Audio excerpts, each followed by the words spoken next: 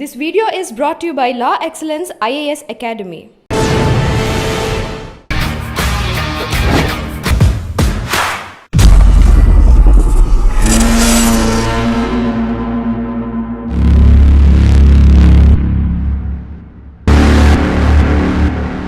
Sir Koneru railway స్టేషన్లో పార్వతీపురం నుంచి train వస్తుంది. ఆ ట్రైన్లో ఇంత క్యాష్ ఉంటుంది, సిఆర్పిఎఫ్లో వస్తున్నారు, వెపన్స్ ఉన్నాయని ఇన్ఫర్మేషన్ అలిగిలింది. దాదాపు 40 నిమిషాలు వాళ్ళు స్టేషన్లోనే ఎఫ్ఎన్ చేశారు. మరి పోలీసు ఎందుకు రీచ్ కాలేకపోయింది?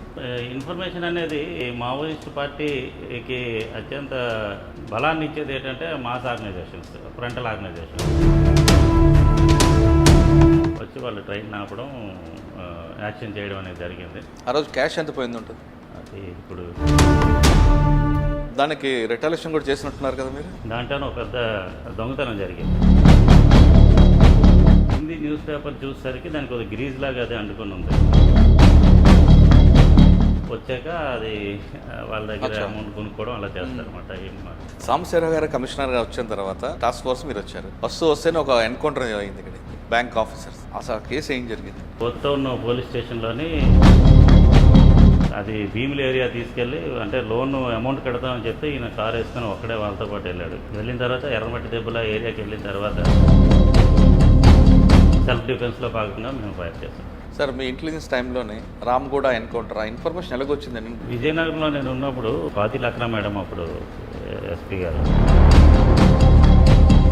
ఒరిస్సాలో ఉన్న అధికారులను అడిగితే వాళ్ళు ఏంటంటే OR-17 స్టార్టింగ్ ఉంటుంది, తర్వాత నెంబర్ ఉంటుంది అంటే అనుకోకుండా వాళ్ళు మాకు ఎదురొచ్చి వాళ్ళు. సార్, మీరు బాగా ఇష్టపడే ముద్దాడు గాంధీ గారు, వృత్తిపరంగా ఆయన నా గురువులు అంటే వారు. మీరు మరి మీ నచ్చిన ఆఫీసర్ కోల్పోవడంతో మీరు చాలా కట్టయ్యారు ఉంటారు కదా. అంటే విజయనగరం జిల్లాలో అందరికీ ఆయన చాలా అభిమాన పాత్రుడు. బాకూరు వెంకటరమణ చాలాసార్లు మీ చేతుల్లో మిస్ అయ్యాడు కదా. అది ప్రజల సహకారం ఎక్స్చేంజ్ అవుతుంది. సార్, మీ సర్వీస్లో ఒక AK-47 క్యారీ చేస్తున్న ఒక యూజీ దగ్గరికి మీరు ఒక IPS ఆఫీసర్ అంతా డేరింగ్ వెళ్ళడానికి కారణం?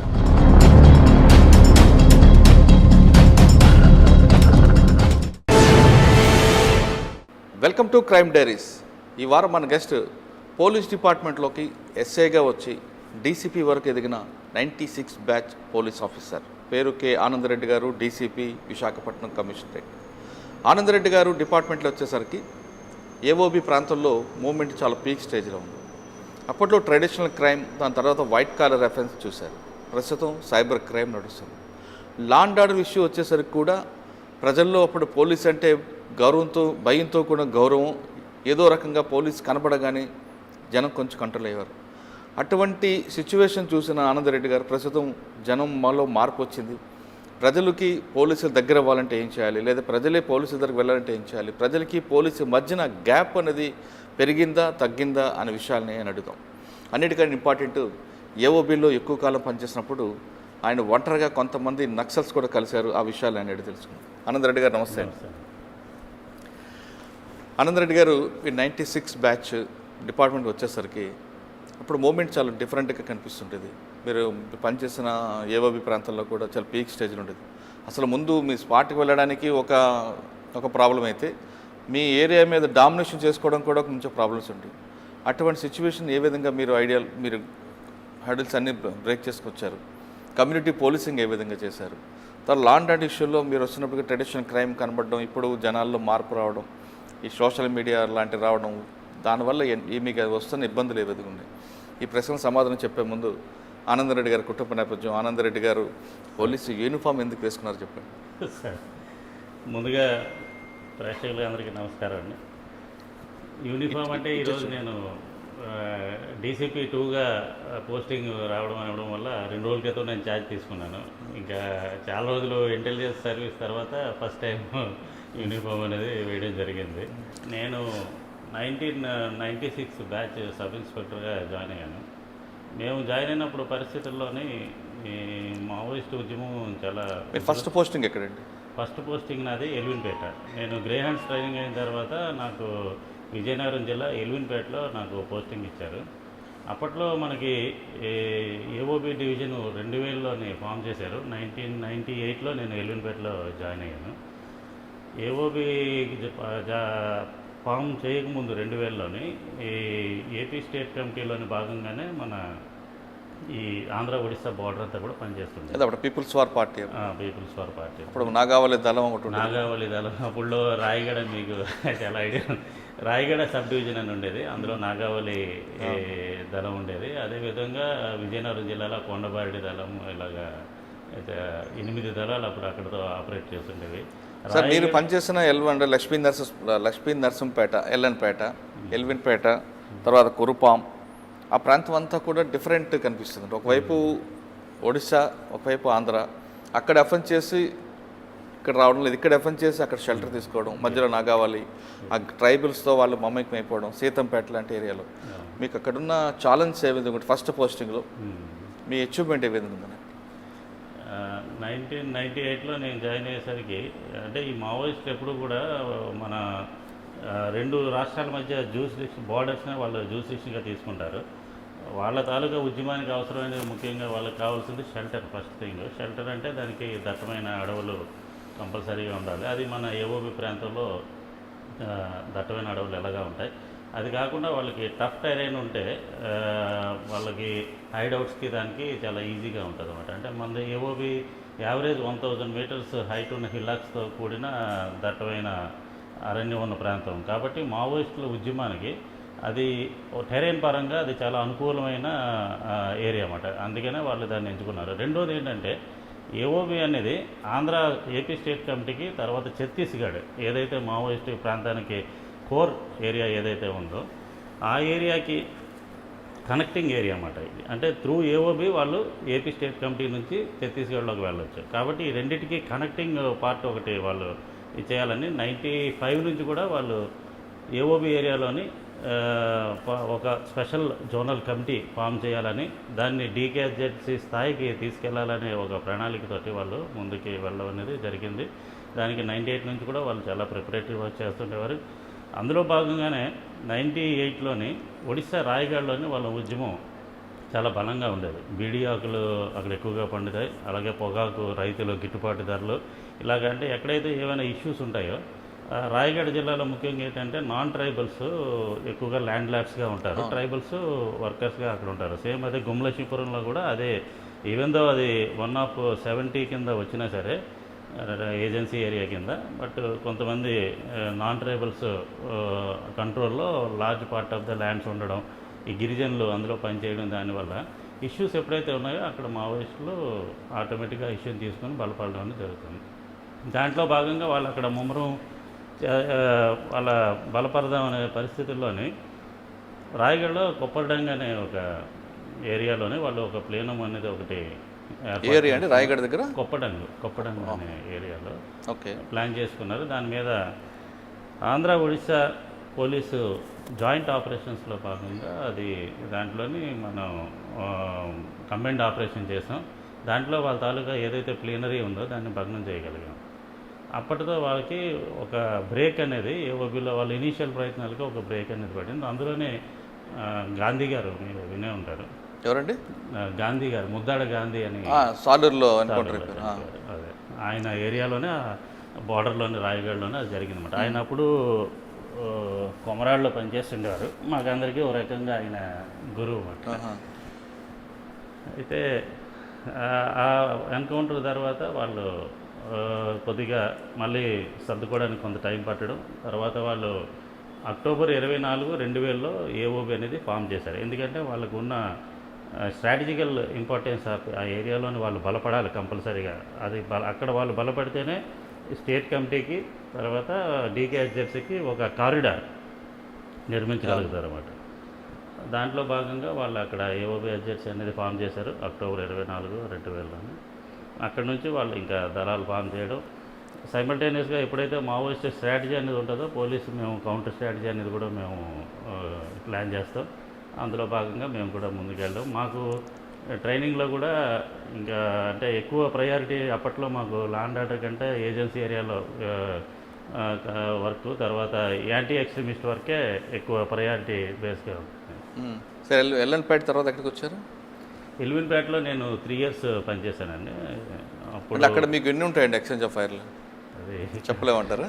అదే కానీ అప్పట్లో కురుపాం ఆ ప్రాంతంలో కూడా వాళ్ళ వైపు కూడా అప్పర్ హ్యాండ్ ఉండేది కదా. కురుపాంలో కూడా మనకి రాయగడ బార్డర్ వస్తుంది, కురుపాం కూడాను. అక్కడ కూడా బాగా మావోయిస్టు పార్టీ బలంగా ఉండేదండి అప్పట్లో. మీరున్న ఆ 3 సంవత్సరాల్లో మీ మార్క్ ఎక్కడే ఉంటుందండి?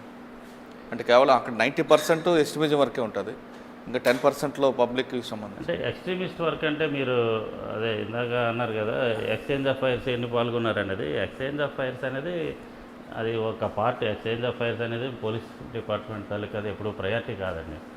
మావోయిస్ట్ సమస్యని మేము మల్టీ ప్రాంగ్ అటాక్ చేస్తాం. అందులో భాగంగా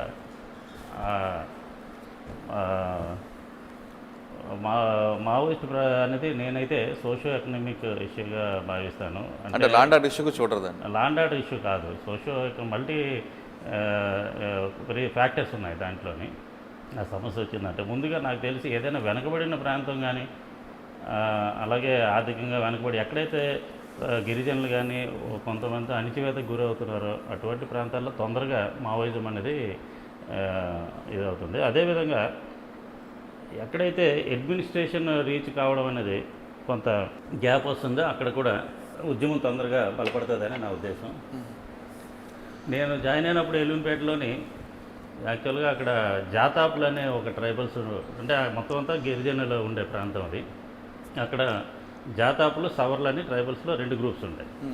సవర్లు అనేవాళ్ళు కొద్దిగా హిల్లాక్స్ మీద ఉండి ఆర్థికంగా బాగా వెనకబడి, అంటే కట్టుకోవడానికి బట్టలు కూడా ఉండవు, తినడానికి తిండి కూడా ఉండదు, అందరితో ఎక్కువ కాంటాక్ట్లో కూడా రారు. వాళ్ళు హిల్ టాప్స్లో ఉంటారు, పోడు వ్యవసాయం చేసుకొని బ్రతుకుతుంటారు. వేరే జాతాపులు అనేవాళ్ళు ఏంటంటే కొద్దిగా చదువుకొని కొద్దిగా దిగువ ప్రాంతాల్లో ఉంటూ ఉద్యోగాలు చేసుకొని వాళ్ళు ఉంటారు. ఆ రకంగా మనకి ఈ సవర్లు అనేవాళ్ళు ఎప్పుడైతే వెనుకబడ్డదానానికి ఉన్నారో మావోయిస్టులు వాళ్ళని ఆ సెక్షన్ని వాళ్ళు దగ్గరకు తీసుకొని వాళ్ళ ద్వారా వాళ్ళు షెల్టర్స్ ఫామ్ చేసుకొని అక్కడి నుంచి వాళ్ళు బలపడుతూ మైదాన ప్రాంతాలకు వచ్చారు. యాక్చువల్గా మావోయిస్టు ఉద్యమం మీకు తెలిసిందే, అడవి నుంచి మైదాన పట్టణాల నుంచి ఢిల్లీ దాకా వాళ్ళు ఉద్యమాన్ని పాటించాలనేది వాళ్ళ తాలూకా ప్రణాళిక. ఎప్పుడైతే మనం ఒక ఏ సెక్షన్స్ వాళ్ళ దగ్గరగా ఉన్నారని మనం ఐడెంటిఫై చేసామో ఇమీడియట్గా మనం వాళ్ళకి అప్పట్లో పిఓ గారు ఉండేవారు, దానకిషోర్ గారు అని. ఎవరండి? దానకిషోర్ గారు. ఓకే, దానకిషోర్ గారా? ఆయనకి చెప్పి, అంటే ఇంటీరియర్ మేము విలేజ్ విజిట్స్కి వెళ్ళినప్పుడు వాళ్ళ తాలూకా ప్రాథమిక అవసరాలు ఉంటాయి. ఫర్ ఎగ్జాంపుల్ కొండ మీద ఉన్న గ్రామంలోని వాళ్ళకి వాటర్ ఉండదు. వాళ్ళ ఆడవాళ్ళు ఒక 3 కిలోమీటర్ల కిందకి వాగు, కొండ మీద వాగు ఉండదు, వాగు 2 కొండల మధ్యలో ఉంటుంది. ఒక 4-5 కిలోమీటర్ల కిందకు వచ్చి వాటర్ తీసుకొని మళ్ళీ మీదకి వెళ్ళాలి. అంటే వాళ్ళకి వాటర్కే కనీసం కొండ పెట్టుకొని వాళ్ళు నడుస్తారు 2-3 కిలోమీటర్లు. అటువంటి పరిస్థితుల్లో బోర్వెల్స్ అనేవి, అంటే బోర్ రిగ్గు కాకుండా ఒక మెకానిజం ఉంది ఐటీడీఏ వాళ్ళు, దాని ద్వారా కొన్ని దగ్గర బోర్వెల్స్ వేయడం, అదేవిధంగా కొన్ని దగ్గర వాటర్ ట్యాంక్స్ పెట్టి కింద నుంచి మోటార్ పెట్టి ఈ వాగు నుంచి వాటర్ చేయడం వల్ల వాళ్ళకి త్రాగునీటికి దానికి అంత దూరం నడవాల్సిన పరిస్థితి లేకుండా కొన్ని దగ్గర చేశారు. అదేవిధంగా రోడ్స్ ఇన్యాక్సెసిబిలిటీ చాలా ప్రాబ్లం ఉండేది. వాళ్ళ ఎవరికైనా ఒంట్లో బాగోపోయినా, ప్రెగ్నెంట్ అయినా సరే డోలు కట్టుకొని కిలోమీటర్లు నడుచుకొని రావడం, ఈ లోపల చనిపోవడం, మలేరియా ఒకటి చాలా ఉధృతంగా ఉంటుంది. కాబట్టి వాళ్ళకి మనం ఆర్థిక మెడికల్ సాయం ఏదైతే హాస్పిటల్స్ పంపించడం, లేదా కూంబింగ్కి వెళ్ళినప్పుడు మేమే కొన్ని మెడిసిన్స్, అంటే అత్యవసరమైన మెడిసిన్స్, పారాసిటమాల్ కూడా వాళ్ళ దగ్గర ఉండదు, పారాసిటమాల్ కానీ ఇటువంటివి ఇచ్చి వాళ్ళకి ఎడ్యుకేట్ చేయడం, జ్వరం వస్తే ఇది వేసుకోవాలి అని వాళ్ళకి చెప్పి, అదే గ్రామంలో ఒక చదువుకున్న వాడికి కొద్దిగా మనం చెప్పడం, అలాగే పిహెచ్సి వాళ్ళని కూడా మాతో తీసుకెళ్ళేవాళ్ళం. అదర్వైజ్ వాళ్ళు వెళ్ళడానికి కూడా భయపడేవారు అన్నమాట. ఓకే, ఆ రకంగా అంటే వైద్యాన్ని కూడా వాళ్ళకి కొద్దిగా మనం అందించగలగడం. తర్వాత ఒక ఊర్లోనైతే ఆర్టీసీ బస్సు, కేదార్పురం అనే ఒక ఊరు ఉంది, అక్కడ నుండి ఆర్టీసీ బస్సు ఒకటి కొండ మీద ఉన్న ఒక గ్రామానికి మనం వేయడం వల్ల ఆ గ్రామంలో ప్రజలందరికీ దగ్గర 30-40 గ్రామాలకి కనెక్టివిటీ వచ్చిందన్నమాట. అంటే వాళ్ళు రావాలంటే 30-40 కిలోమీటర్ల కిందకు వచ్చి వాళ్ళు నిత్యావసర వస్తువులు కొనుక్కోవాల్సిన పరిస్థితి. వాళ్ళకి మనం ఒక ఆర్టీసీ బస్సు జస్ట్ డిఎం గారికి చెప్తే వేశారన్నమాట. దానివల్ల ఆ గ్రామస్తులందరూ 30-40 గ్రామస్తులు కూడా వాళ్ళ తాలూకా ప్రాబ్లమ్స్ తీరడం జరగడం. దానివల్ల అంటే మనం ఏంటంటే వాళ్ళకి మనం ఉన్నాము, మనం వాళ్ళ అవసరాలను ఆదుకుంటామంటే గిరిజనులు తప్పకుండా మనల్ని నమ్ముతారు. వాళ్ళు నమ్మారంటే ఆటోమేటిక్గా. సార్, మీరు కమ్యూనిటీ పోలీసింగ్ ద్వారా అంటే ప్రజల్లోకి వెళ్ళాలి అనే భావంతో చాలా కార్యక్రమాలు చేపట్టినా కానీ అడపాదడప ఆ ప్రాంతంలో ఏదో ఒక సంఘటన జరుగుతూనే ఉండేది కదా. బ్లాస్టింగ్లు జరగడం, బస్సులు తగలబెట్టడం. అవునండి.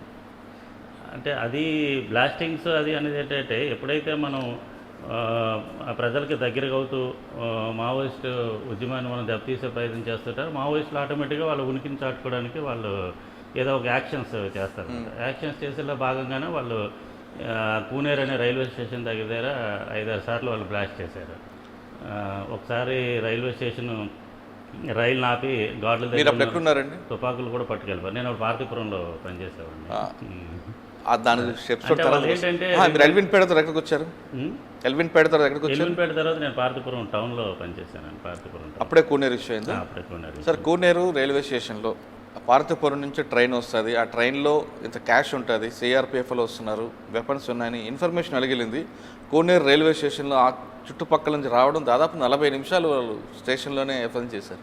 మరి పోలీసు ఎందుకు రీచ్ కాలేకపోయిందండి? అంటే ఇన్ఫర్మేషన్ అనేది వాళ్ళకి మావోయిస్ట్ పార్టీకి అత్యంత బలాన్ని ఇచ్చేది ఏంటంటే mass organisations, frontal organisations. Mass organisations, frontal organisations ఏంటంటే మావో ఏమంటాడంటే మావోయిస్టులు అనేది ఒక చేప లాంటి వాళ్ళు అయితే ఈ మాస్ ఆర్గనైజేషన్స్ అనేది ఒక వాటర్ అనమాట. అంటే వాళ్ళతోటే వీళ్ళు బతుకుతారు, వాళ్ళు ఉంటేనే వీళ్ళు బతకగలరు. కాబట్టి వాళ్ళలో భాగంగా ఫ్రంటల్ ఆర్గనైజేషన్ ఎవరైనా సరే రైల్వే స్టేషన్లో పనిచేసిన వాళ్ళు కూడా మావోయిస్ట్ సింపథైజర్ అయి ఉండొచ్చు, లేదా విజయనగరంలో ట్రైన్ బయలుదేరినప్పుడు అక్కడ కూడా ఎవరైనా మావోయిస్ట్ సింపథైజర్స్ ఉండొచ్చు. వాళ్ళు ఎవరైనా ఇన్ఫర్మేషన్ ఈజీగా వాళ్ళకి పాస్ ఆన్ చేస్తారు. ఆ రోజు ఏం జరిగిందండి? దాన్ని బట్టి అంటే వాళ్ళు మీకు ఎన్ని గంటలకు వచ్చింది, మీరు ఎంతసేపు రీచ్ అయ్యారు అక్కడికి? అంటే ఎప్పుడైతే మనకి వారోత్సవాల్లో భాగంగా అప్పుడు వాళ్ళు ఆ యాక్షన్ చేశారు, ఆ టైంలో మేము ఇటువంటి జరుగుతుందని ముందే ఊహించి కూంబింగ్ పార్టీస్ అవన్నీ కూడా పెట్టుకున్నాం. బట్ ఒడిస్సా దగ్గరలో ఒరిస్సా ఉంది. కూనేరు అనేది ఒరిస్సా, రాయగఢకి మనకి చాలా బాగుంటుంది. ఇన్ఫ్యాక్ట్ రాయగఢకి దగ్గర మనకి చాలా దూరం. అక్కడ నుంచి వాళ్ళు ఒరిస్సాలో షెల్టర్ తీసుకొని ఎప్పుడైతే ట్రైన్ వస్తుందని సమాచారం వచ్చినప్పుడు ఆల్ ఆఫ్ సడన్ వాళ్ళు ఫారెస్ట్లోంచి, ఒరిస్సా వైపు ఉన్న ఫారెస్ట్లోంచి వచ్చి ఎంతమంది వచ్చారండి?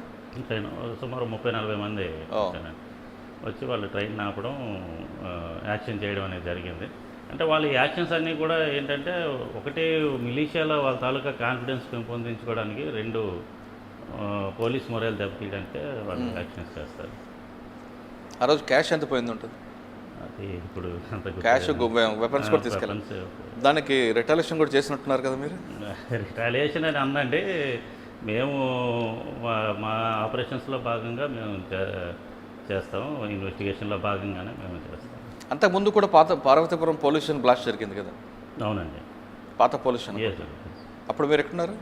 పోలీస్ స్టేషన్ అటాక్ జరిగినప్పుడు నేను బహుశా విజయనగరంలో ఉన్నట్టున్నాను. విజయనగరంలో. సార్, పార్వతీపురం టౌన్లో మీరు ఉన్న టైంలో కూనేరు ఇష్యూ అక్కడ ఎంతకాలం పనిచేశారండి? పార్వతీపురంలో 1.5 year పనిచేస్తాను. లాండ్ ఆర్డర్లో ఏమైనా గుర్తున్నాయి కేసులు ఏమైనా?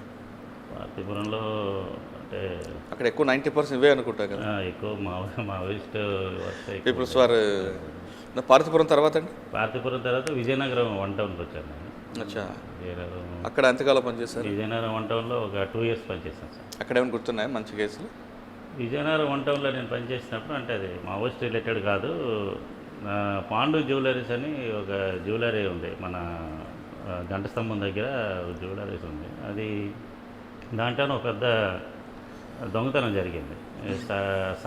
ఫ్రైడే అతను షాప్ క్లోజ్ చేసి మళ్ళీ మండే ఓపెన్ చేసేసరికి షాప్ యాజ్ ఇట్ ఈస్గా క్లోజ్ అయి ఉంది. బట్ లోపల మొత్తం లాకర్స్ అన్నీ ఇరగొట్టేసి ఒక 5 kgs బంగారం అనేది పోవడం జరిగింది. ఆయన మళ్ళీ మండే మార్నింగ్ వచ్చి షాప్ తాళాలు తీసి చూసేసరికి లోపలంతా బ్రేక్ అయిపోయింది. అంటే తాళంలాగా ఉంది, లోపలంతా బ్రేక్ అయింది. వెంటనే ఆయన కంప్లైంట్ ఇచ్చాడు. యాక్చువల్లీ మేము అప్పుడు సీన్కి వెళ్ళి వెరిఫై చేసి ఇన్వెస్టిగేషన్ చేస్తే అందులో మాకు తెలిసింది ఏంటంటే ఎప్పుడైతే ఆ షట్టర్స్కి ఇటు ఈ ఎండ్లో ఒక తాళం, ఈ ఎండ్లో ఒక తాళం ఉంటుంది, మధ్యలో ఏమి ఉండదు. దానివల్ల ఏంటంటే ఈ అఫెండర్స్, షట్టర్ అఫెండర్స్ ఏం చేస్తారంటే షట్టర్ని పుల్ చేస్తే మధ్యలో కొంత గ్యాప్ వస్తుంది. ఆ గ్యాప్లోంచి కొద్దిగా లీన్గా ఉండే వాళ్ళ టీంలో సభ్యులు లోపలికి దూరి వాళ్ళు లోపల ఉన్నది మొత్తం అంతా పికప్ చేసిన తర్వాత గోల్డ్ మళ్ళీ ఆ షట్టర్ని నాక్ చేస్తే మళ్ళీ వీళ్ళు బయట ఉన్న వాళ్ళు ఆ షట్టర్ని పుల్ చేస్తే బయటకు వచ్చేస్తారు.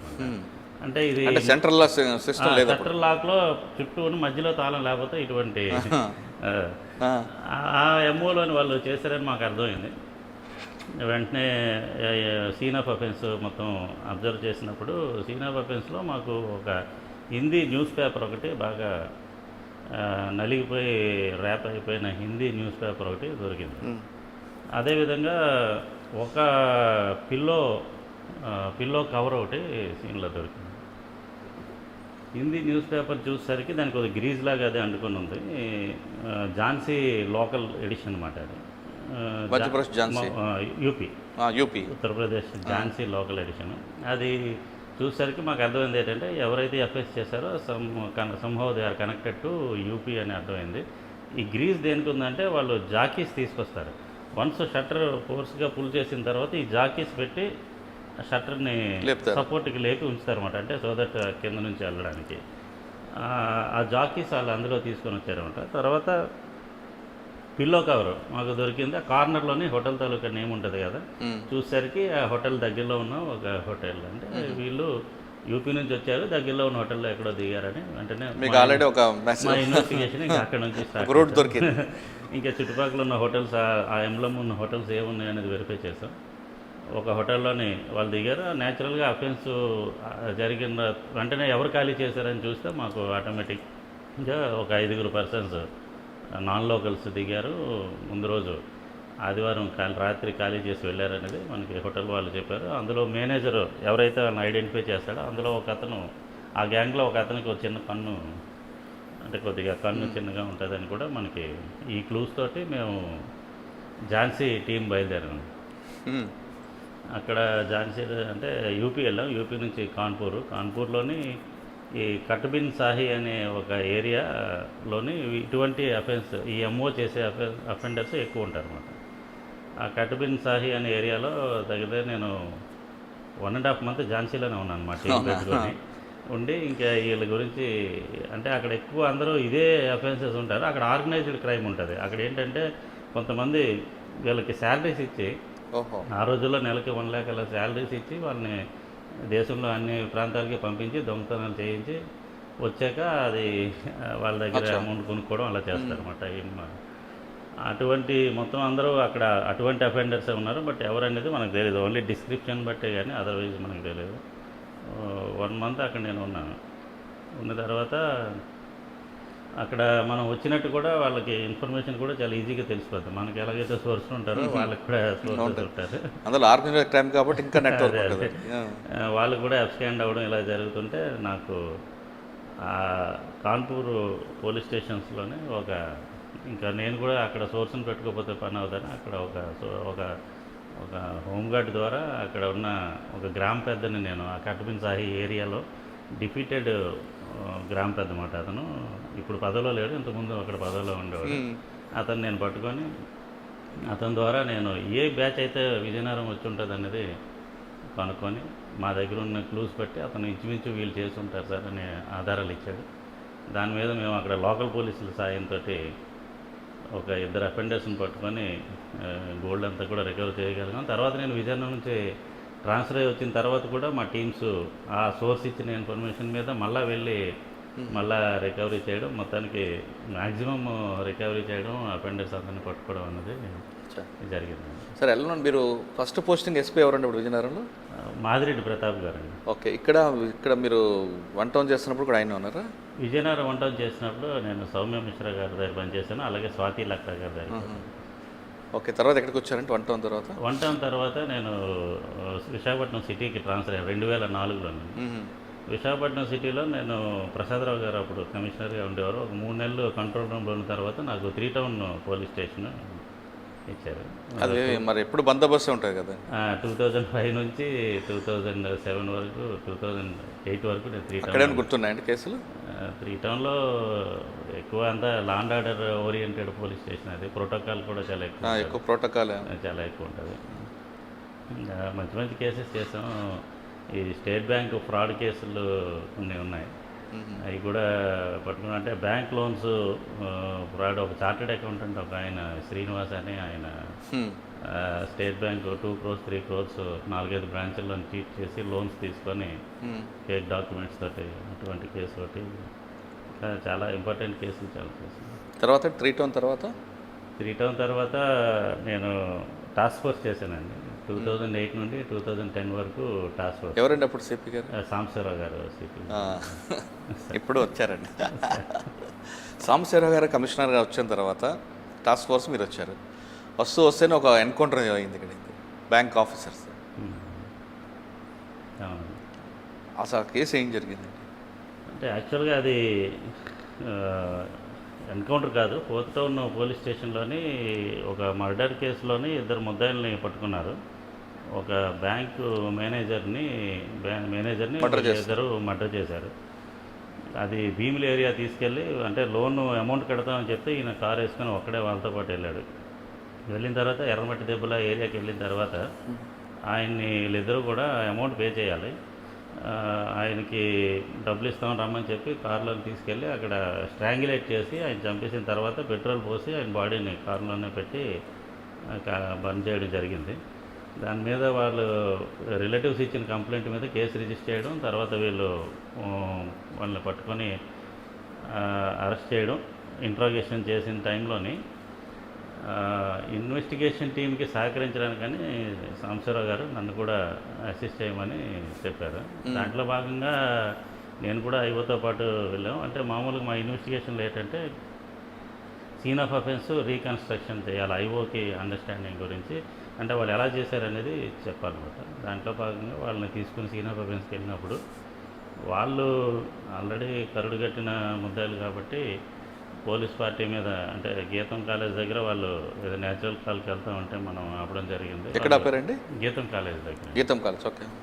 అయితే వాళ్ళు రివోల్ట్ అయ్యి వెపన్స్ తీసుకొని ఫైర్ చేయడం, దాని మీద మనం చాలాసార్లు వాళ్ళని సరెండర్ అవ్వమని చెప్పినా సరే వాళ్ళు వెంబడకుండా ఫైర్ చేస్తే మనం సెల్ఫ్ డిఫెన్స్లో భాగంగా మేము ఫైర్ చేస్తాం. ఇద్దరు చనిపోయినట్లు? ఇద్దరు అందులో. ఓకే. తర్వాత అండి ఏం కేసులు ఉన్నాయి టాస్క్ ఫోర్స్? అదే టైంలో చాలా కేసులు జరిగాయి కదా టాస్క్ ఫోర్స్లో. చాలాగా అంటే సాంబశివరావు సార్ ఎక్కువ ఇది ఎన్ఫోర్స్మెంట్ మీద ఆయన బాగా దృష్టి పెట్టేవారు. గ్యాంబ్లింగ్స్ కానీ లేదా అప్పుడులో పైరసీ సీడీస్ చాలా ఎక్కువ ఉండేవి, పైరసీ సీడీస్, అలాగే గాంజా, డ్రగ్స్, ఇటువంటివన్నీ కూడా చాలా. కానీ ఆ ఎక్స్చేంజ్ ఆఫ్ ఫైర్ జరిగిన తర్వాత వైజాగ్ సిటీ కంప్లీట్ పీస్ఫుల్ అయిపోయినట్లుంది కదా? అదేం లేదండి, అంటే పీస్ఫుల్గా అయితే ఉంటుంది. అంటే అది ఒకటే కారణం కాదు, పోలీస్ తర్వాత కూడా ఇంకోటి జరిగినట్టుంది కదండి, ఇంకో ఎక్స్చేంజ్ ఆఫ్ ఫైర్ కూడా? లేదా, ఇంకెప్పుడు జరగలేదండి. అదే రెండేనా? 2008లో అయింది అది. ఓకే. టాస్క్ ఫోర్స్ సార్ ఎక్కడికి వచ్చారండి? టాస్క్ ఫోర్స్ తర్వాత నాకు ప్రమోషన్ వచ్చిందండి. ప్రమోషన్ వచ్చి నేను ఇంటెలిజెన్స్లోకి ట్రాన్స్ఫర్ అయ్యాను. ఇంటెలిజెన్స్లోనే నేను చాలా రోజులు, సుమారు 11 సంవత్సరాలు నేను ఇంటెలిజెన్స్లో ఉంటాను. ఇంటెలిజెన్స్లోనే నాకు డిఎస్పీగా ప్రమోషన్ వచ్చింది. అక్కడే నాకు ఎడిషనల్ ఎస్పీగా కూడా ప్రమోషన్ వచ్చింది. తర్వాత ఎడిషనల్ ఎస్పీగా ఉంటూ విశాఖపట్నం సిటీకి నేను ట్రాన్స్ఫర్ అయ్యాను. సార్, 11 సంవత్సరాల ఇంటెలిజెన్స్లో ఏఓబి మీద ఎక్కడ ఏ చెట్టున్నా, ఎక్కడ ఏ పొట్టున్నా ఆనందరెడ్డి గారికి తెలియని ఇష్యూ లేదు అని చాలామంది చెప్తుంటారు. ఈ 11 సంవత్సరాల్లో మీకు బాగా గుర్తుండిపోయిన సంఘటనలు ఎన్ని ఉంటాయి? బాకూరు వెంకటరమణల అలియాస్ గణేష్ లాంటిని పట్టుకోవడానికి మీరు వేసిన స్కెచ్ ఏ విధంగా ఉంటుంది? హరి అన్నవాడు సరెండర్కి కారణాలు ఏమి ఉంటాయి? ఒక AK-47 క్యారీ చేస్తున్న ఒక వ్యక్తి దగ్గరికి మీరు ఒక ఐపీఎస్ ఆఫీసర్ సింగిల్గా వెళ్ళి వాళ్ళతో మాట్లాడడం వెనక ఉద్దేశం ఏంటి? ఇంటెలిజెన్స్లో చేసిన వర్క్స్ అన్నీ కూడా చాలా క్లాసిఫైడ్గా ఉంటాయి సార్. బేసికల్గా అంటే నేను జాయిన్ అయ్యే సమయానికి 2010లో నేను జాయిన్ అయినా. అప్పటికి మావోయిస్ట్ ఉద్యమం చాలా ఉధృతంగా ఉంది ఏఓబీలోని. కట్ ఆఫ్ అనే ఒక ప్రాంతాన్ని కూడా వాళ్ళు ఎంచుకొని, అంటే ఒరిస్సాలో ఉంటుంది అది, మల్కన్గిరికి మన మాడుగుల పెదబయలు మండలానికి దగ్గరలో ఉన్న కట్ ఆఫ్ అనే ఒక ఇన్యాక్సెసిబుల్ ఏరియా అన్నమాట. అది చుట్టూ వాటర్ బాడీస్ ఉండి మధ్యలో ఉంటుంది. ఆ ఏరియాలోని మావోయిస్టులు బాగా బలపడి అక్కడ నుంచి ఛత్తీస్గఢ్కి కానీ ఇటు ఏపీకి కానీ వాళ్ళ తాలూకా క్యాడర్ తాలూకా పనులు చేయడం, ఆ ఏరియాని ఆల్మోస్ట్ వాళ్ళు వాళ్ళ స్ట్రాంగ్ హోల్డ్ ఏరియాగా గెరిల్లా బేస్గా చేసుకునే ప్రయత్నాల్లోనే వాళ్ళు ఉంటున్నప్పుడు ఆ ఏరియాని తిరిగి మన కంట్రోల్లో తీసుకురావాలనే భాగంగా Andhra police, Odisha police joint కమాండ్గా ఫామ్ అయ్యి మేము, అంటే మావోయిస్ట్కి ఎలాగైతే బార్డర్స్ ఉండవో వాళ్ళు బార్డర్స్లోనే వాళ్ళు ఎక్కువగా ప్రాంతాన్ని ఎన్నుకుంటారు. ఎందుకంటే రెండు రాష్ట్రాల మధ్య సమన్వయ లోపం కానీ ఏదైనా వాళ్ళకు అనుకూలంగా మలుచుకోవడానికి, దాన్ని అధిగమించడానికని మేము కూడా ఆంధ్ర ఒడిశా జాయింట్ కమాండ్గా ఫామ్ అయ్యి, అంటే ఏ ఆపరేషన్ చేసినా 2 రాష్ట్రాలు కలిపి చేయాలనే దీంతో ఇందాక నేను చెప్పినట్టు మల్టీ ప్రాంగ్స్ అటాక్ అండి. అంటే ఒక రకంగా ఇన్ఫ్రాస్ట్రక్చర్ డెవలప్ చేయడం ఆ ఏరియాలోనే. కట్ ఆఫ్ అనేది ఇన్యాక్సెసిబుల్. ఎందుకు ఇన్యాక్సెసిబుల్గా ఉండాలి? యాక్సెసిబిలిటీ, గవర్నమెంట్ అడ్మినిస్ట్రేషన్కి యాక్సెస్కి మనం కలిగించి గవర్నమెంట్ని ప్రజలకు దగ్గరగా చేసినప్పుడు ఎప్పుడు కూడా మావోయిస్టు అంత అభివృద్ధి చెందలేరు. ఇందాక నేను చెప్పినట్టు గుమ్మేశ్వర్లో కానీ కటాఫ్లో కానీ ఎప్పుడైతే జాన్బాయ్ మీద ఉన్న గురుప్రియ బ్రిడ్జ్ ఒడిశా ప్రభుత్వం నిర్మించిన తర్వాత ఒరిస్సా అడ్మినిస్ట్రేషన్ కటాఫ్లోకి ఎప్పుడైతే చేరువైందో ఆటోమేటిక్గా ప్రజలు ప్రభుత్వానికి దగ్గరయ్యారు. ఆ గురుప్రియ బ్రిడ్జ్ కట్టడానికి కూడా చాలాసార్లు అడ్డుకున్నారు. ముందుకున్న ఎస్ఆర్ పైప్ లైన్స్ బ్లాస్ట్ చేయడం, చిత్రకొండ వెళ్తున్నప్పుడు కొన్ని జరుగుతుండే కదా. అంటే అది వాళ్ళ స్ట్రాటజీలో భాగంగా ఏంటంటే అభివృద్ధి చెందిన ప్రాంతాల్లోని వాళ్ళకి ఉద్యమం తాలూకా పట్టు తక్కువ ఉంటుంది. కాబట్టి న్యాచురల్గా వాళ్ళు ఆ ప్రాంతం అభివృద్ధి కాకూడదని కోరుకుంటారు మావోయిస్టులు. అభివృద్ధిలో భాగంగా మనం రోడ్లు వేయాలంటే ఇమీడియట్గా రోడ్లు మెషినరీని వాళ్ళు కాల్చివేయడం మీరు చూసి ఉంటారు. ఛత్తీస్గఢ్లో ఇవి మన రోడ్ రోలర్స్ కానీ రోడ్ లేయింగ్ మెషిన్స్ కాల్చడం కానీ, అలాగే మన జీకేవీధి ఏరియాలో కూడా చాలాసార్లు వాళ్ళు బంద్ చేయడం, అలాగే అధికారులు ఎవరైనా వస్తే వాళ్ళు థ్రెటన్ చేయడం, రానివ్వకుండా చేయడం, ఇటువంటివన్నీ వాళ్ళ స్ట్రాటజీలో భాగం. దాన్ని మనం ఏరియా డామినేషన్ ద్వారా మనం ఆ ప్రాంతాన్ని ముందు మన కంట్రోల్లో తీసుకురావాలి. తీసుకొచ్చిన తర్వాత మన డెవలప్మెంటల్ దీన్ని ఆ ప్రాంతానికి మనం తీసుకెళ్ళినప్పుడు ప్రజలు మన వైపు మారుతారు. ప్రజలు మారితే మావోయిస్ట్ పార్టీకి బలం ఉండదండి. అంటే ప్రజల సహకారం ఉన్న తర్వాత కూడా బాకూరు వెంకటరమణ చాలాసార్లు మీ చేతుల్లో మిస్ అయ్యాడు కదా. అది ప్రజల సహకారం వాళ్ళకి, అంటే వాళ్ళ అక్కడే ఉంటారు, వాళ్ళ లాంగ్వేజ్ అదే లాంగ్వేజ్, వాళ్ళ టెరైన్ మీద పూర్తి అవగాహన ఉంటుంది.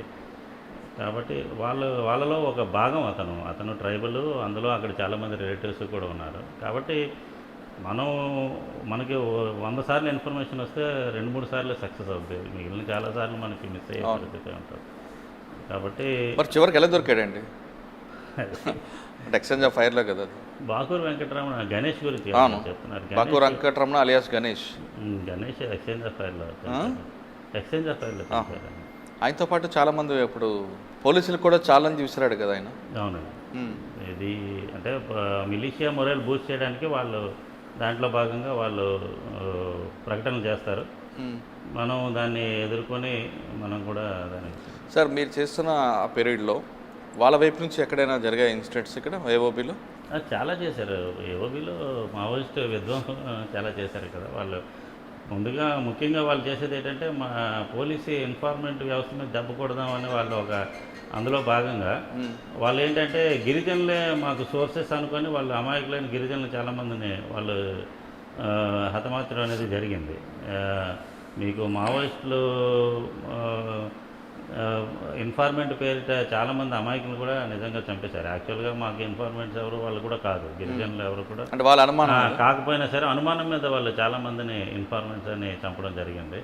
దాంట్లో భాగంగానే మేము కూడా వెంటనే ప్రోపగండా, అంటే గిరిజనులకి ఈ విషయం తెలియాలి. ఏదైనా మావోయిస్ట్ ఏఓబీ జెర్సీలోని గిరిజనులే అత్యధిక రిక్రూట్ అయిన వాళ్ళు, కమాండర్లు కానీ lower up to ACM rank వరకు కూడా అందరూ గిరిజనులే ఉంటారు. ఎక్స్చేంజ్ ఆఫ్ ఫైర్ అయినా చనిపోయేది గిరిజనులే. ఎవరైనా ఒక ఫైరింగ్ అయితే దానికి వెంటనే ఇన్ఫార్మెంట్ నెపం మీద మళ్ళీ అగైన్ చనిపోయేది కూడా గిరిజనులే. అంటే అక్కడ గిరిజనుల అభివృద్ధి గురించి వాళ్ళు అక్కడ ఉన్నామని చెప్తున్నారు, కానీ యాక్చువల్గా వాళ్ళ మీదే వాళ్ళు ప్రతీకారంగా తీసుకొని వాళ్ళని మట్టుపెట్టడం అనేది. అది సార్, ఈ లైన్ని వాళ్ళ మైండ్లోకి వెళ్ళాక ప్రచారం చేశారా? మరి చేసామండి. ప్రజలు కూడా అర్థం చేసుకున్నారు, గిరిజనులు కూడా అర్థం చేసుకున్నారు. వాళ్ళకి నిజంగా ఎవరు వాళ్ళ అభివృద్ధికి దోహదపడతారనేది వాళ్ళు తెలుసుకొని మార్పు అనేది మీకు కనబడుతుంది. సార్, మీరు ఇంత ప్రాపగండా చేసిన పబ్లిక్లోకి, అంటే కమ్యూనిటీ పోలీసింగ్ అంటూ ప్రజల్లోకి వాళ్ళ గిరిజనులకు ఎలాంటి సదుపాయాలు కల్పిస్తున్నా కిడారి సోము లాంటి హత్య జరిగినప్పుడు మనకి ఎందుకు రాలేదు ఇన్ఫర్మేషన్? అదే కిడారి సోము గారిది వాళ్ళ ఇది కూడా మనకి అప్పుడు కూడా వారోత్సవాలు జరుగుతున్నాయి. ఆ టైంలోని ఈ ఎమ్మెల్యే గారు గ్రామ సందర్శన అనేది ఒక ప్రోగ్రామ్ ఒకటి ముందుగా రిలీజ్ చేశారు. గ్రామ సందర్శన అంటే ప్రతి గ్రామానికి వెళ్ళి విజిట్ చేసి వాళ్ళు అక్కడ ప్రజలతో ఇంటరాక్ట్ అవ్వాలి. అది ప్రభుత్వ ప్రోగ్రాము. దాంట్లో భాగంగా ఆయన తన షెడ్యూల్ని ముందుగానే రిలీజ్ చేస్తారు. ఆయన అప్పటికే ఒక టార్గెటెడ్ పొలిటీషియన్ అయినా సరే ఆయన షెడ్యూల్ ముందుగా రిలీజ్ చేస్తారు. అప్పటికి మనం ఆయనకి అలర్ట్ చేయడం అనేది కూడా జరిగింది. అలర్ట్ చేసినా సరే ఆయన ఫస్ట్ థింగ్ ఏంటంటే పోలీస్ ఎస్కార్ట్ లేకుండా ఆయన వెళ్ళడం, ఆ ప్రాంతానికి వెళ్ళడం అనేది జరిగింది. తర్వాత ఏదైతే ఆ ప్రాంతం లివిటిపుట్ అనే గ్రామంలో ఇన్సిడెంట్ జరిగింది, గ్రామం దగ్గర, ఆ ప్రాంతం కూడా ఒరిస్సాకి బాగా అడ్జసెంట్. నందాపూర్ అది అరకుకు దగ్గర కదండి? అరకు కాదు, ఒరిస్సాకి బాగా దగ్గర అది. అంటే ఇన్సిడెంట్ జరిగింది అరకు లివిటిపుట్, డుమ్రిగూడ దగ్గర లివిటిపుట్ అనే గ్రామంలో జరిగింది. అది ఒరిస్సాకి చాలా దగ్గర, వాకు అనమాట. అక్కడ నుంచి దళాలు ఆల్రెడీ ఇన్ఫర్మేషన్ తెలుసుకున్న తర్వాత వాళ్ళు దగ్గరలో ఉన్నారన్నమాట ఒరిస్సాలో. కానీ ఒక రోజు ముందే వచ్చి ఉన్నారట కదండి ఒరిస్సాలోనే. ఒకరోజు ఉండడం కాదు, ముందుగా అందులో ఉన్న వాళ్ళు చాలామంది మన దగ్గర సరెండర్ అయ్యారు కదా. ఎర్లీ మార్నింగ్ నుంచి వాళ్ళు నడుచుకొని వచ్చి ఇన్సిడెంట్ అంటే ఈయన వస్తారన్న విషయం కూడా వాళ్ళకి ముందుగా తెలిసిన తర్వాత వాళ్ళు అక్కడి నుంచి క్రాస్ కంట్రీలో వచ్చి వాళ్ళు ఈ హేస్టీ అంబుష్ అంటారు, అది వేయడం జరిగింది. సార్ ఇప్పుడు ఇంత జరిగిన తర్వాత అరకు పోలీసు మీద దాడిని మనం ఏ విధంగా చూడాలి ఆ ఇన్సిడెంట్ తర్వాత? నాయకులు వాళ్ళిద్దరూ కూడా ప్రజలు అక్కడ వాళ్ళ తాలూకా మొత్తం దేవుడు గారు కానీ ఆయన కానీ ఇద్దరు లోకల్ లీడర్స్, వాళ్ళ రిలేటివ్స్ చాలామంది ఉంటారు. పబ్లిక్ ఎమోషన్స్ ఆ టైంలోని వాళ్ళ నాయకులు ఇద్దరు ఎప్పుడైతే చనిపోయారని కానీ ఆటోమేటిక్గా అది పబ్లిక్ ఎమోషనల్గా ఆ టైంలో గిరిజనులు అనేవారు ఏంటంటే వాళ్ళు చాలా ఓపెన్గా ఉంటారు. వాళ్ళు ఆనందాన్ని పట్టుకోలేరు, అదేవిధంగా కోపం కూడా కానీ చంపింది వాళ్ళు కాబట్టి వాళ్ళ మీద తిరుగుబాటు చేయాలి కదా, పోలీస్ స్టేషన్ కాదు కదా. అంతే మరి వాళ్ళు అనేది మావోయిస్ట్ పార్టీ అనేది దొరకదు కదా వాళ్ళకి. పోలీసులు అంటే ఏంటంటే ఆ టైంలోని ఆ బాడీ తీసుకెళ్ళడం దాంట్లోని వాళ్ళు పోలీస్ స్టేషన్ ముందు నుంచి వెళ్ళడం, వాళ్ళకి వెంటనే ఆ రకంగా శనిగావేశంలో వాళ్ళు చేసిన. సార్ మీ సర్వీస్లో ఒక AK-47 క్యారీ చేస్తున్న ఒక యూజీ దగ్గరికి మీరు మీ ఒక ఐపీఎస్ ఆఫీసర్ అంతా డేరింగ్ వెళ్ళడానికి కారణం ఏమనుకోవచ్చు? లేదండి, నో కామెంట్ అండి. ఓకే, మీరు అక్కడ పనిచేస్తున్న టైంలో పోలీస్ అప్పర్ హ్యాండ్ అనేది రెండు రకాలు చూపిస్తున్నారు. మీరు పబ్లిక్తో మమ్మకం అనేది ఇంపార్టెంట్, ఎక్స్చేంజ్ ఆఫ్ ఫైర్లు ఇంపార్టెంట్ కాదంటారు. ప్రజల్లో దగ్గరలోకి వెళ్ళడం, ప్రజల్లో చేస్తున్న కార్యక్రమాల వల్ల మీకు మంచి ఇన్పుట్స్ ఏమైనా వచ్చాయండి? ఆ ఇన్పుట్స్ వల్ల ఒక దళం ఏమైనా మనకి అరెస్ట్ అవ్వడం కానీ, సైట్ అవ్వడం, వాళ్ళని పికప్ చేయడం అటువంటివి జరిగాయా? చాలా జరిగాయండి. అంటే ప్రజలు మీరు చూసి ఉంటారు, అంటే ప్రభుత్వం ప్రవేశపెట్టిన ఈ సరెండర్ పాలసీ అనేది కూడా మాకు చాలా దోహదపడింది. అంటే ఎవరైనా ఒక మావోయిస్ట్ ఏదైనా క్షణికావేశంలో పార్టీలో జాయిన్ అయిన తర్వాత కొన్నాళ్ళకి వాళ్ళ తాలూకా భ్రమలు తొలగిపోయి మళ్ళీ మెయిన్ స్ట్రీమ్లో జాయిన్ అవ్వాలన్నప్పుడు వాళ్ళకి దారి తెలియక వాళ్ళు చూస్తారు. అంటే ఏదైనా కేసుల్లో మళ్ళీ అరెస్ట్ అయితే సంవత్సరాల తరబడి జైల్లో ఉండిపోవాలేమో అని ఒక భయంతో కూడా చాలామంది సరెండర్ కాకుండా వాళ్ళ ఫారెస్ట్లోనే వాళ్ళ జీవితాన్ని ఉద్యమంలో కంటిన్యూ చేస్తారు. ఈవెన్ దో వాళ్ళ ఐడియాలజికల్గా కాన్ఫ్లిక్ట్ వచ్చినా సరే బయటికి రావడానికి హెసిటేట్ చేస్తారు. ప్రభుత్వం ఈ రకంగా సరెండర్ పాలసీలోని వాళ్ళకి ఈ రీహాబిలిటేషన్ అన్ని పెట్టడం వల్ల చాలామంది సరెండర్ అవ్వడం అనేది జరిగింది. ఉద్యమం మీద ఎవరికైతే కొద్దిగా విరక్తి కలిగిందో వాళ్ళు ఇమీడియట్గా రావడం అనేది జరిగింది. దానిలో భాగంగానే వాళ్ళ బంధువులకి మేము కౌన్సిలింగ్ చేయడం, వాళ్ళ బంధువులతో మాట్లాడి మీ వాళ్ళని సరెండర్ అయిపోతే తప్పకుండా ప్రభుత్వం రీహాబిలిటేషన్ కల్పిస్తుందని చెప్పినప్పుడు వీళ్ళు వెళ్ళి వాళ్ళకి మెసేజ్ కమ్యూనికేట్ చేసి కొన్ని పరిస్థితుల్లో ఒప్పించి వాళ్ళు తీసుకొచ్చి పెద్ద పెద్ద నాయకులు కూడా సరెండర్ అయ్యారు. దానివల్ల పెద్ద దెబ్బతాయి. మీకు పెద్ద నాయకులు సరెండర్ అయినా ఎవరండి? పేర్లు ఏమి గుర్తున్నాయి? సుధీర్ కాకుండా చాలామంది ఉన్నారండి. మల్కన్గిరిలోని సరెండర్ అయ్యారు. అదేవిధంగా ఏఓబీలో కూడా నందు అని వికాస్ అని ఒక ఆయన సరెండర్ అయ్యారు. అలాగే ఏఓబీకి అత్యంత సపోర్ట్ చేస్తున్న చాలామంది నాయకులు ఉన్నారు సరెండర్ అయ్యారు. అంటే మిలిషియా సభ్యులైనా ఈ మధ్య సరెండర్ అయ్యారండి? మిలిషియా సభ్యులు కూడా సరెండర్ అవుతున్నారండి. ప్రస్తుతానికి ఉద్యమం తగ్గుముఖం పట్టింది కాబట్టి ఇంక మిలిషియా కూడా ఇంకా వాళ్ళ అంటే ప్రస్తుతం ఏఓబీ పరిస్థితి అయిపోయింది ఉండొచ్చు. అంటే ఏఓబీలో ప్రస్తుతానికి ఉద్యమం చాలా తగ్గుముఖం పట్టిందండి. వాళ్ళ తాలూకా ఉద్యమాన్ని కూడా వాళ్ళు ఒరిస్సా నుంచి ఛత్తీస్గఢ్ దాకా వెళ్ళి అక్కడి నుంచి ఆపరేట్ చేస్తున్నారు. సార్ ఏఓబీ ముసుగులో ఏఓబీలో నక్సల్స్ ఉన్నారనే మూవ్మెంట్ చూపిస్తూ ఈ గంజాయి సాగును కొంతమంది అప్పట్లో చేసేవారండి. అవునండి. వాటి మీద మీరు ఏమైనా ఫోకస్ చేశారు అప్పుడు? తప్పకుండా. ఇప్పుడు గిరిజనులకి గంజాయి సాగు అనేది ఎక్కువగా కటాఫ్ ఏరియాలో జరుగుతుంది. గంజాయి పండించడానికి వాటర్ అనేది చాలా ఎక్కువ తేమ ప్రాంతాల్లో ఉంటుంది. కటాఫ్లో అనుకూల పరిస్థితులు ఎక్కువగా ఉంటాయి కాబట్టి అది యాక్చువల్గా పోలీసులు కూడా అక్కడికి వెళ్ళలేని ప్రదేశం కాబట్టి గిరిజనులు దాంట్లో ఎక్కువ ఆదాయం వస్తుంది కాబట్టి కొంతమంది దళారులు కూడా వాళ్ళని ఎంకరేజ్ చేసి ఈ వ్యాపారం మీరు చేయండి మీకు ఎక్కువ ఆదాయం ఉంటుందని వాళ్ళని మభ్య పెట్టడం వల్ల కూడా వాళ్ళు ఈ కల్టివేషన్ అనేది యాక్చువల్గా ఒరిస్సాలోనే తీసుకున్నారు. బట్ ఎప్పుడైతే మనకి ఎవరైతే ఈ దళారులు ఉన్నారో బయట ప్రాంతాల నుంచి వచ్చి వాళ్ళకి డబ్బులు ఇచ్చి కొనుక్కోవాలి కదా, అమ్మిన తర్వాత పండించిన తర్వాత అమ్మడానికి ఒక వ్యక్తి కావాలి కాబట్టి వాళ్ళ మీద మేము కాన్సన్ట్రేట్ చేసి వాళ్ళ మీద కేసులు పెట్టడం, వాళ్ళని అరెస్ట్ చేయడం జరిగింది. దాని తర్వాత ఎవరైతే ఈ దళారులు అరెస్ట్ అయిన తర్వాత క్రమంగా తగ్గుముఖం పట్టింది. అదేవిధంగా వాళ్ళని ఎడ్యుకేట్ చేయడం కూడా జరిగింది. ఈ గంజాయి పంట నేరం అని కూడా వాళ్ళకి తెలియదు. యాక్చువల్గా నా ఏజెన్సీలో నా పొలంలో నేను పండించుకున్న తప్పు ఏంటని వాళ్ళు అంటే అడిగే పరిస్థితి ఉండేది. అవగాహన లేకపోతే ఇది నిషిద్ధమైన పంట, ఇది మీరు చేయకూడదని మనం అవగాహన కల్పించడం క్రమంగా అది తగ్గుముఖం పట్టిందండి. వాళ్ళకి కూడా మనం వేరే ఆల్టర్నేటివ్ జాబ్ వాళ్ళకి కల్పించాలి. ఉపాధి అవకాశాలను మనం కల్పిస్తే వాళ్ళు దాంట్లో ఇన్వాల్వ్ అయి ఉంటారు. అదర్వైజ్ ఇలాంటి దీంట్లో సార్ అప్పట్లో పనిచేస్తున్న కొంతమంది ఆఫీసర్లు వాళ్ళ దన్నుతోనే కొంతమంది అక్కడ గంజా పండించేవారు, వాళ్ళ సపోర్ట్తో అనేది ఒక వార్త ఉండేది. అంటే దానికి వాళ్ళ వైపు నుంచి వెర్షన్ ఏంటంటే మాకు ఇన్ఫార్మర్ అంతా వాళ్ళే కాబట్టి మేము చూసి చూడట్లున్నా లేదు మాకు ఇన్పుట్స్ రావు అనేది వాళ్ళ వెర్షన్. ఇది కరెక్ట్ అంటారా? అదే కరెక్ట్ కాదండి. అది గంజాయి ఇన్ఫార్మర్ కాబట్టి గంజాయి పండించుకోమని చెప్పడం అనేది కరెక్ట్ కాదు. గంజాయి పండించేవాడు ఎప్పుడు అసలు బయటికి కూడా వాళ్ళు రాలేరు. ఎందుకంటే వాళ్ళ తోట కాపలా కాసుకొని వాళ్ళు అది చాలా మారుమూల ప్రాంతాల్లో ఉంటాయి. గంజాయి అనేది మీకు జీమాడుగుల నుంచి మీరు తీసుకున్నా కనీసం 50 కిలోమీటర్ల లోపలగానే పండదు. అది అంటే వాటర్ బాడీలో అది పండుతుంది కాబట్టి వాళ్ళు బయటకు వచ్చి ఇన్ఫర్మేషన్ ఇచ్చే పరిస్థితి అయితే ఉండదు. అది కరెక్ట్ కాదండి. సార్ మీకున్న 11 సంవత్సరాల ఎక్స్పీరియన్స్లో మీకు బాగా గుర్తుండిపోయిన సంఘటన కానీ లేదు 11 సంవత్సరాల్లో ఇంక పలానా వ్యక్తిని పట్టుకోలేకపోయాను అన్న ఫీలింగ్ అనే ఉందా? అదేం లేదండి. అంటే సక్సెస్ఫుల్ అంటే మీకు ఒక గోల్ ఉంటుంది, పలానా స్టేట్ కమిటీ వాడో లేదా ఒక ఏరియా ఉంది, ఆ ఏరియా పూర్తిగా డామినేషన్ మీ మీద ఉండాలి, పోలీస్ అప్పర్ హ్యాండ్ ఉండాలి, ఒక విలేజ్ని బలపం లాంటి లేదా మంచి పుట్టుగా ప్రాంతంలో చేయలేకపోయాను అన్న ఫీలింగ్ కానీ లేదు బలపంల పంచాయతీలో ఒక గ్రామాన్ని పూర్తిగా పోలీస్ అప్పర్ హ్యాండ్ ఉంది, పోలీస్ రీచ్ అయింది అంతవరకు అదొక అచీవ్మెంట్ కానీ ఉంది. అధికారులు మా ఉన్నతాధికారులు అందరి సపోర్ట్ తోటి వాళ్ళ డైరెక్షన్లో నేనైతే చాలా వరకు ఏపీ పోలీస్ సక్సెస్ సాధించిందని అనుకోవచ్చు అండి. మావోయిస్ట్ అంటే మీ టైంలో ఎక్కడి వరకు వెళ్ళింది చోట? పూర్తిగా విశాఖపట్నం రూరల్లోని ఏదైతే చింతపల్లి మండలం కానీ అదేవిధంగా పెదబైలు ముంచింకుట్టు మండలాల మీద పూర్తిగా పట్టు సాధించగలిగారండి. అదేవిధంగా మావోయిస్ట్ తాలూకా ఆర్మడ్ స్క్వాడ్స్ మూవ్మెంట్ కూడా చాలా వరకు తగ్గించగలిగాం. అందులో ఉన్న ఎవరైతే నాయకులు ఉన్నారో వాళ్ళందరినీ కూడా అరెస్ట్ చేయగలిగాం. కొన్ని ప్రాంతాల్లో ఇప్పుడు నార్త్ తెలంగాణ అటువైపు ఛత్తీస్గఢ్ కానీ ఇన్ఫార్మర్స్కి రకరకాల వ్యక్తులు కనిపిస్తారు.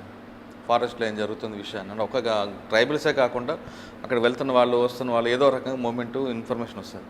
కానీ ఏఓబీ లాంటి ప్రాంతాల్లో కంప్లీట్గా ట్రైబల్స్ ఉంటారు, ఇక్కడ నాన్ ట్రైబల్ తక్కువ కాబట్టి మీకు ఇన్ఫర్మేషన్ ఎలాగ వస్తుందండి? పూర్తిగా అంటే సోర్సెస్ అనేది మేము కల్టివేట్ చేస్తాం. అది రివీల్ చేయకపోతే వద్దులేండి అది కొద్దిగా సర్లేండి, సరే స్కిప్ చేద్దాం. అది నెక్స్ట్ అక్కడి నుంచి 11 సంవత్సరాలు అడిషనల్ ఎస్పీ అక్కడే ప్రమోషన్ మీకు, తర్వాత ఎక్కడికి వచ్చారు? అడిషనల్ ఎస్పీ తర్వాత నేను విశాఖపట్నం సిటీలో జాయిన్ అయ్యానండి. స్పెషల్ బ్రాంచ్లోనే అడిషనల్ ఎస్పీగా జాయిన్ అయ్యాను. అక్కడ 2.5 years స్పెషల్ బ్రాంచ్లో పనిచేసిన తర్వాత ఇప్పుడు డీసీపీగా జోన్ 2లో join. DCP law and order, DCP 2 DCP zone 2 అండి. జోన్ 2. మీ జోన్ 2 అంతా భూ వివాదాలకు కనిపిస్తుంటాయి, వాటి మీద మీ ఫోకస్ ఏంటి? జోన్ 2లోనే కొద్దిగా పెందుర్తి తర్వాత దువ్వాడ ఏరియాలోని మీరు అన్నట్టు భూ వివాదాలు ఉండొచ్చు. ఏదైనా సరే నిష్పక్షపాతంగా వ్యవహరించడం, ఆక్రమణదారులు ఎవరైనా ఉంటే వాళ్ళ పట్ల కఠినంగా చేయడం. సిపి సార్ కూడా టైం టు టైం ఇన్స్ట్రక్షన్స్ చాలా స్ట్రిక్ట్గా ఇచ్చారు. ఆయన ఇన్స్ట్రక్షన్స్ ఫాలో అవుతూ ఎటువంటిది కూడా సహించేది లేదు. సార్ మీ ఇంటెలిజెన్స్ టైంలోనే రామ్గూడ ఎన్కౌంటర్ ఆ ఇన్ఫర్మేషన్ ఎలాగొచ్చిందండి? కంప్లీట్గా చుట్టూ వాటర్ ఉంటుంది, మధ్యలో ఒక ఐలాండ్ లెవెల్ ఉంటారు. అది Andhra Odisha police joint operation అండి. అంటే ఆ మూమెంట్ అక్కడ ఉంటారని విషయం ఎలాగొచ్చిందండి? వెళ్ళడం అడగట్లేదు, వెళ్ళడం అనేది గ్రౌండ్ స్పాట్ వెళ్ళింది, అదొక కట్ ఆఫ్ ఏరియా కదా. అంటే వాళ్ళ తాలూకా మీటింగ్లో భాగంగా అక్కడ చాలా రోజుల నుంచి ఉంటున్నారు, అక్కడ 4 రోజుల నుంచి ఉంటున్నారు. అక్కడ ఉన్నట్టు డెఫినెట్గా తెలుస్తుందండి. ఇక్కడ మీకు మీ సర్వీస్లో మీకు బాగా గుర్తుండిపోయిన కేసు ఏమైనా ఉందా? అంటే పబ్లిక్ ఆ విక్టిమ్ ఇప్పటికీ మీకు మర్చిపోలేని కేసు, కిడ్నాప్ కేసు కానీ? విజయనగరంలో నేను ఉన్నప్పుడు అంటే నాకు పేర్లు అంతగా గుర్తులేదు కానీ ఒక బరగడ్ అనే ఒక ప్రాంతానికి చెందిన ఒక వ్యాపారి ని కిడ్నాప్ చేశారనే స్వాతి లక్రా మేడం అప్పుడు ఎస్పీ గారు ఆయన్ని కిడ్నాప్ చేశారు. పలానా అంటే వెహికల్, పెద్ద వెహికల్, వైట్ కలర్ వెహికల్ తీసుకొని ఇటువైపు కొత్త వలస వైపు విజయనగరం వైపు వస్తున్నారని ఇన్ఫర్మేషన్ వచ్చింది మాకు ఒరిస్సా పోలీసుల దగ్గర నుంచి. దాని మీద ఎస్పీ గారు నాకు చెప్పగానే నేను వెంటనే ఇమీడియట్గా రష్ అయ్యాను. అంటే ఎక్కువ టైం లేదు, వాళ్ళ దగ్గరికి వచ్చారు, కొత్త వలస వైపు వెళ్ళిపోతారు, విజయనగరం దాటుకుని అనే ఒక వేగ్ ఇన్ఫర్మేషన్ అది. దాని మీద నేను నా గన్మెన్ డ్రైవరు హరీడ్గా మేము బయలుదేరి వెళ్ళి ఒక ప్రదేశంలో ఆగాం. యాక్చువల్గా ఒక పెద్ద వెహికల్లో వస్తున్నారని కానీ ఇంకా అదర్వైజ్ మాకు ఏ క్లూస్ లేవు. అవును. అయితే నేను ఈ మధ్యలో బరగడ్ తాలూకా అంటే ఈవెన్ దో నెంబర్ ప్లేట్ మార్చేస్తారని తెలిసినా సరే by chance Baragada taluka registration ఏంటి అని మాకు తెలిసిన అక్కడ ఒరిస్సాలో ఉన్న అధికారులను అడిగితే వాళ్ళు ఏంటంటే OR17 స్టార్టింగ్ ఉంటుంది, తర్వాత నెంబర్ ఉంటుంది అంటే okay OR17 is for Bargarh district అనేది నేను గుర్తుపెట్టుకున్నాను. అంటే ఒక నెంబర్ ప్లేట్ మీద నెంబర్ ప్లేట్ పెట్టినా కింద మనకి ఒక డాక్యుమెంట్స్లో కూడా చూసినా సరే మనకి ఉండాలి కదా. అయితే ఎలా అరౌండ్ 5 o'clockకి మాకు ఒక పెద్ద వెహికల్ ఒకటి వచ్చింది. మేము దాన్ని ఆపి చెక్ చేస్తే అది సమ్ క్రిస్టియన్ ప్రచారంలో భాగంగా వాళ్ళు వచ్చారు. అది కాదు, AP7 ఏదో ఉండేది, అది వెళ్ళి దాన్ని పంపించాం. తర్వాత ఇంకో వెహికల్ నా దగ్గరికి వచ్చి ఆగి వాళ్ళు రూట్ అడుగుతున్నారు, పార్తీపురం వెళ్ళాలంటే ఏంటని నాకు అడిగారు. అడిగితే చూసేసరికి వెంటనే నేను అది OR17 అనమాట. అందులో మధ్య సీట్లో ముగ్గురు కూర్చొని ఉన్నారు. నా గన్మెన్ డ్రైవర్ వైపు ఉన్నాడు, నేనేమో ఇటువైపు నుంచి వాళ్ళకి ఆ ముగ్గురు అందరికీ మీరెవరు ఏంటి అని మేము అడుగుతున్నప్పుడు మధ్యలో ఉన్న వ్యక్తి తన పేరు చెప్పాడు. పేరు చెప్పి మీరు యూనిఫామ్లో ఉన్నారు అప్పుడు? యూనిఫామ్లో నేను గుర్తులేదండి. గన్మెన్ ఉంటారు, గన్మెన్ కూడా గన్మెన్ కూడా అంటే AK-47 కదా, ఆయన గుర్తుపట్టలేదా? వాళ్ళు తెలిసే అడిగారు వాళ్ళు. అంటే నన్ను అడిగారు, గన్మెన్ చూడలేదు వాళ్ళు. నేను మఫ్టీలో ఉన్నాను, మఫ్టీలో యూనిఫామ్లో లేను, యాక్చువల్గా మఫ్టీలో ఉన్నాను. వాళ్ళు నాకు వచ్చి అడగగానే నేను చెప్తూ చూసేసరికి లోపల ఒక ముగ్గురు మధ్య సీట్లో కూర్చొని ఉన్నారు. మీరెవరు అంటే వాళ్ళు ఏదో పేర్లు చెప్పారు. మధ్యలో ఉన్న అతనికి బాగా కళ్ళు ఎర్రగా, అంటే మనం ఏడ్చిన తర్వాత ఎలాగైతే కళ్ళు అలా ఎర్రగా ఉంటే నాకు డౌట్ వచ్చింది, ఎందుకు ఈయన అదో డిఫరెంట్గా ఉన్నాడు. అంటే సమాధానం మామూలుగా చెప్తున్నాడు కానీ but somehow his feelings are artificial అనిపించింది. తర్వాత చూసరికి నెక్లోనే ఒక కర్చీఫ్ ఉందన్నమాట. ఒరిస్సాలు మామూలు కట్టుకుంటారు, అలాగా కొద్దిగా లూజ్గా అయ్యి. అంటే నాకు డౌట్ వచ్చి ఇదేదో ఇదని కొద్దిగా గట్టిగా అడిగాం. గట్టిగా అడిగితే వెంటనే హీ స్టార్టెడ్ క్రయింగ్. మధ్యలో ఉన్న అతను ఏడవడం మొదలుపెట్టి, సార్ వీళ్ళు నాకు కిడ్నాప్ చేశారు సార్ అని చెప్తే ఇమీడియట్గా నేను గన్మెన్ వాళ్ళని కంట్రోల్లో తీసుకొని, అంటే అనుకోకుండా వాళ్ళు మాకు ఎదురొచ్చి వాళ్ళు చూసేసరికి ఆ రిజిస్ట్రేషన్ కూడా OR17 రిజిస్ట్రేషన్ ఉంది. అది వెతకపోయే తీగ కాలికి తగిలినట్లు. దాంట్లోని భాగంగా యాక్చువల్గా వాళ్ళ దగ్గర మేము 2 పిస్టల్స్ కూడా అప్పుడు కిడ్నాప్ చేశారండి. వెహికల్ కింద. అంటే అక్కడ బరగడలోనే వాళ్ళకి ఏవో బిజినెస్ డిస్ప్యూట్స్ ఉన్నాయి. అక్కడ ఈయన రైస్ మిల్ ఓనర్, ఈయన ఆ రైస్ మిల్ ఓనరు వాళ్ళేమో అక్కడ బరగడలోనే ఏదో ప్రత్యర్థి వర్గం, వీళ్ళకి బిజినెస్ ఉంది. అక్కడ కిడ్నాప్ చేసి వీళ్ళు ఇటువైపు పార్తీపురం వైపు తీసుకెళ్తారు అనమాట. కొత్త వలస దగ్గర ఏదో ఎవరినో కలవాల్సి ఉంది, ఇంకా ఎక్కువ ఎక్స్పోజ్ అయింది, చంపేద్దామని వాళ్ళు మాట్లాడుకున్నట్టు ఈయన తర్వాత మాకు చెప్పాడు. ఈ మధ్యలో వాళ్ళు మాకు దొరకడం అనేది జరిగింది. ఆయన అయితే ఆ విక్టిమ్ అయితే మటుకు ఇప్పటికీ నాకు బాగా గుర్తుపెట్టుకున్నాను. తర్వాత నేను ఇంటెలిజెన్స్లో పనిచేసినప్పుడు ఒక ఇంట్రాగేషన్ గురించి నేను అనుకోకుండా బరగడ వెళ్ళాను. వెళ్ళినప్పుడు ఆ విషయం అతను తెలుసుకున్నాడు. యాక్చువల్గా అతను అక్కడ ఉంటాడని కూడా నేను మర్చిపోయాను. తెలుసుకొని అతనే వచ్చి, సార్ ఇలాగ అదే మీరు సేవ్ చేసిన మా అబ్బాయి. ఎక్కడ వస్తుందండి బరగడ? ఒడిస్సా, రాయగఢ తర్వాత అదే సెంట్రల్ ఒడిస్సా అండి, చాలా దూరం, Kandhamal district. Okay okay sir, మీరు బాగా ఇష్టపడే ముద్దాడ గాంధీ గారు వాళ్ళ చేతులు చనిపోయినప్పుడు మీకు తెలియగానే మీ రియాక్షన్ ఏంటి? ముద్దాడ గాంధీ గారు మాకు వృత్తిపరంగా ఆయన నా గురువు లాంటి వారండి. ఆయన యాక్చువల్గా హిట్ లిస్ట్లో ఉన్న ఆఫీసరు. వాళ్ళు పలు ప్రకటనలు చేశారు ఆయన మీద చాలాసార్లు. ఎలా జరిగిందండి ఇన్సిడెంట్? ఆయన్ని చంపుతామని వాళ్ళు చాలాసార్లు చేశారు. అదేవిధంగా వాళ్ళు చాలాసార్లు ఆయన మీద రక్కీ కూడా నిర్వహించారనే సమాచారం కూడా మా దగ్గర ఉండేది. చాలా అలర్ట్గా ఉండేవారు ఆయన. బట్ కోర్టు ఎవిడెన్స్ అనేది మాకు తప్పదు. పోలీసులోని ఇన్వెస్టిగేషన్ చేసిన తర్వాత కోర్టులోని మేము సాక్ష్యం చెప్పాలి. అవి ఏంటంటే ముందుగా ప్రీ షెడ్యూల్డ్ ప్రోగ్రామ్స్ అవి. కోర్టు ముందుగానే మనకి పలానా డేట్ చెప్పి ఆ డేట్కి రమ్మని సమనిస్తారు. కాబట్టి వన్స్ అది ప్రీ షెడ్యూల్డ్ ప్రోగ్రామ్ అవగానే ఆటోమేటిక్గా అందరికీ తెలుస్తుంది. ఇందాక మీరు అన్నట్టు వాళ్ళ తాలూకా మనుషులు ఎక్కడెక్కడ ఉంటారంటే ఎక్కడైనా ఉంటారు, కోర్టులో కూడా ఉండొచ్చు.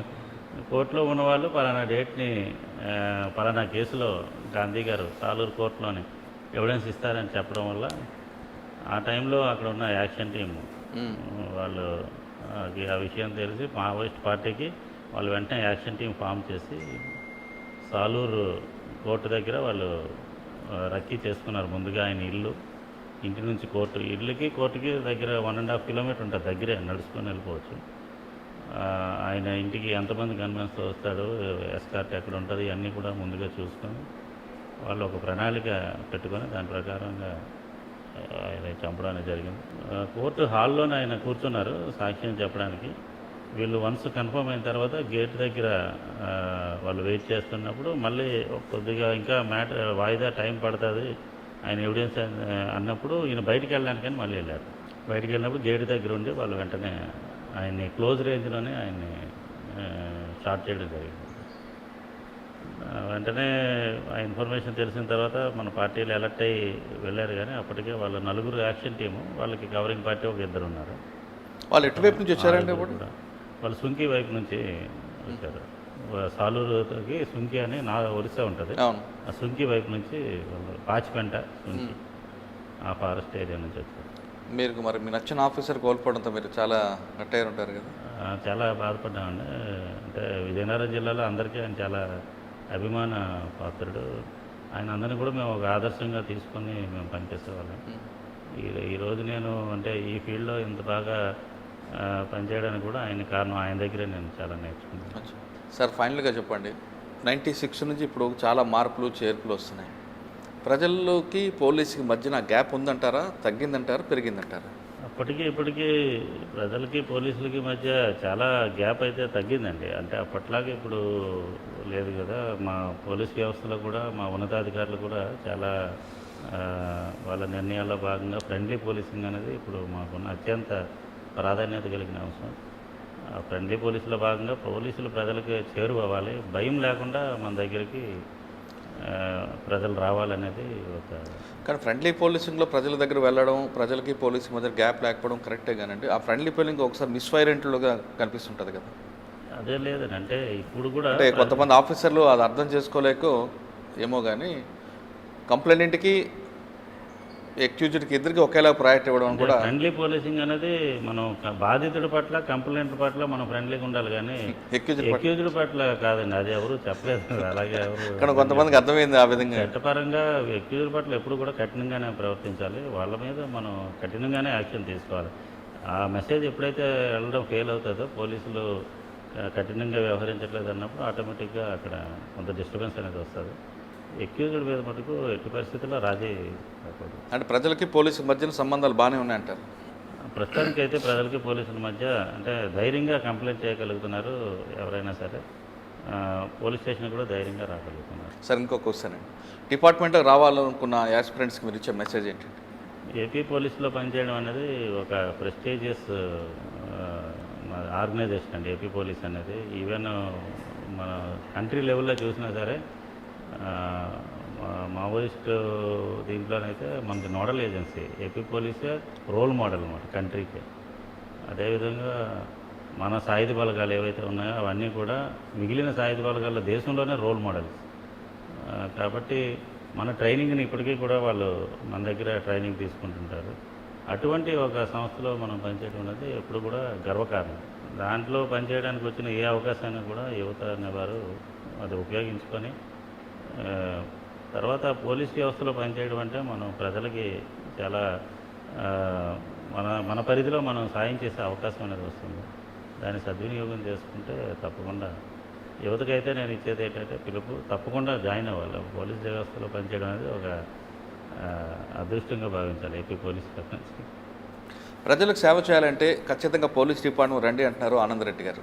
అది కూడా ఏపీ పోలీసులు రండి. ఇది దేశంలోనే ఒక రోల్ మోడల్గా ఉన్న వ్యవస్థ కాబట్టి మిగతా రాష్ట్రాలు కూడా ఏపీ పోలీసు యొక్క పనితీరుని, ఏపీ పోలీసుల యొక్క శిక్షణ నేర్చుకుంటున్నాయి కాబట్టి ఖచ్చితంగా ఇది ఒక అదృష్టంగా భావించి రండి అంటున్నారు ఆనందరెడ్డి గారు. ఇది వారం ఆనందరెడ్డి గారు ఎక్స్క్లూజివ్ ఇంటర్వ్యూ. వచ్చే వారం మరో గెస్ట్ మళ్ళీ కలుద్దాం. అంతవరకు నమస్కారం.